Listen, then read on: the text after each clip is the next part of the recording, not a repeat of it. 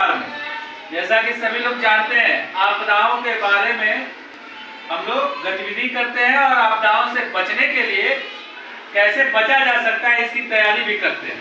आज उसी क्रम में आज की जो चर्चा होगी वो सामाजिक आपदा पे है।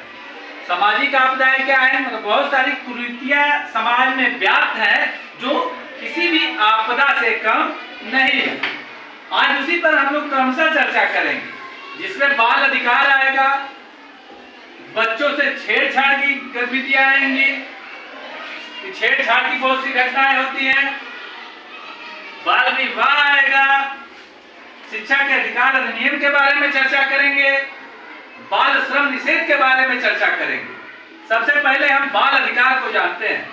बाल अधिकार मतलब बच्चों को मिलने वाला अधिकार, जिसकी सबसे पहले परिकल्पना जो थी 1959 में संयुक्त राष्ट्र संघ ने एक प्रोजेक्ट तैयार किया था, जिसमें बाल अधिकार के बारे में चर्चा करने के लिए कि बच्चों के अधिकार वो कौन कौन से अधिकार दिए जाएं जो बच्चों के हर तरीके के विकास के लिए और स्वस्थ जीवन जीने के लिए आवश्यक हैं। इसका एक प्रपत्र तैयार किया गया था 1989 में। संयुक्त राष्ट्र संघ के जितने भी सदस्य थे उन सदस्यों ने उस प्रपत्र पर हस्ताक्षर किया और सभी देशों ने बाल अधिकार के संबंध में अपने अपने यहाँ कार्य करना भी आरंभ किया।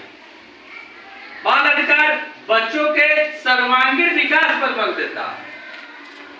यह दर्शाता है कि बच्चों के अधिकारों का हनन किसी भी परिस्थिति में न हो। अनुच्छेद 15(3) का जो आर्टिकल है वो सभी राज्यों को अधिकार देता है कि आप बालकों के सशक्तिकरण पे बल दीजिए।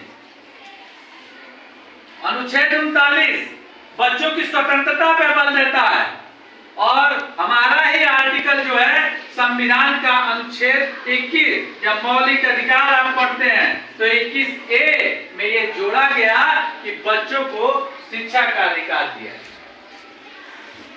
ये बाल अधिकार होते क्या है?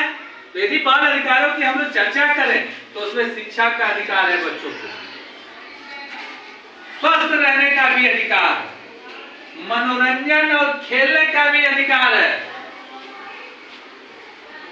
विभिन्न अपने स्वेच्छा से धर्म का अध्ययन करने का, उसमें सहयोग करने का अधिकार है और इन सभी अधिकारों से आपको कोई भी वंचित नहीं कर सकता।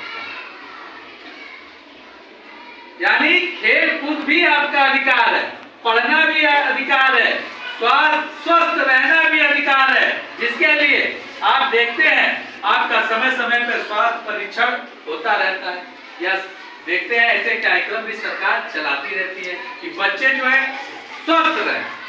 जब स्वस्थ रहेंगे तो स्वच्छ रूप से आगे बढ़ेंगे, स्वस्थ मानसिकता बढ़ेगी और स्वस्थ मस्तिष्क में ही स्वस्थ विचारों की उत्पत्ति होती है।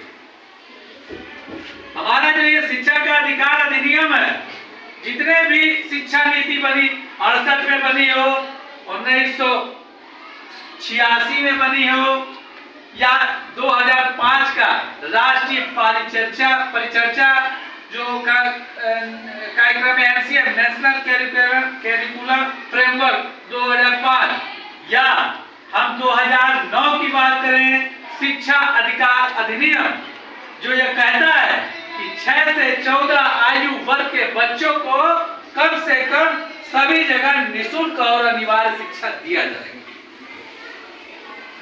ये गाइडलाइन जारी की गई कि कम से कम सभी जगहों पे भारत में रहने वाले सभी बच्चों को जिनकी आयु जो आज से लगभग 36 वर्ष पहले यानी 1986 में के लगभग में एक एक्ट बना, जिसको जो एक्ट बना उसको कहते हैं बाल श्रम निषेध अधिनियम। जिसका उद्देश्य क्या था कि बाल्यावस्था यानी किशोरावस्था जो 18 साल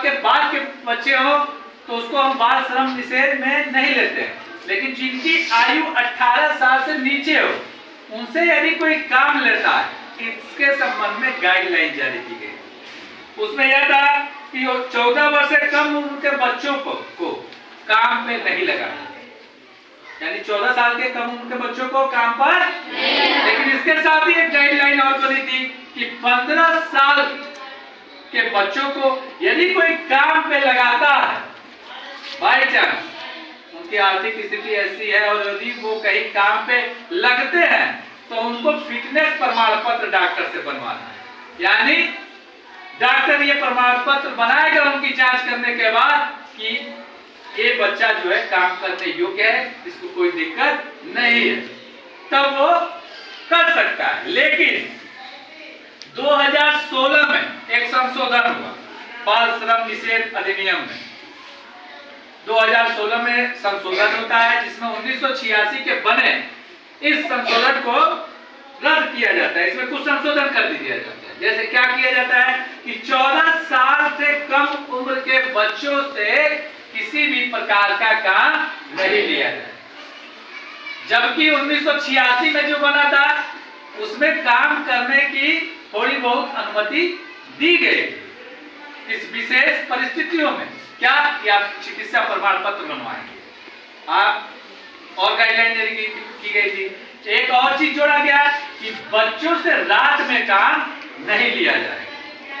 लेकिन 2016 में जो बनी जिसमें 1986 के अधिनियम को थोड़ा संशोधन किया गया, उसमें स्पष्ट रूप से ये लिखा गया कि 14 साल से कम उम्र के बच्चों को कोई काम पर नहीं लगाएगा और यदि कोई लगाता है वो आपके माँ बाप भी क्यों ना हो तो कानूनी रूप से वो दंडनीय अपराध है और काम पे लगाने वाला और जो काम करा रहा है वो दोनों लोगों पे कानून सम्मत कार्रवाई की जा सकती है।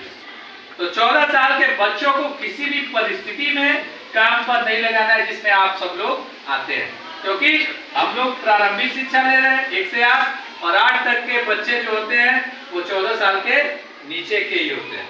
तो आप कोई भी बच्चा इसमें का आपसे कोई भी काम नहीं करा सकता है। आप स्वेच्छा से घर का काम करते हैं वो अलग बात। क्लियर है? अगला जो हम लोग चर्चा करेंगे बाल विवाह। किस पे?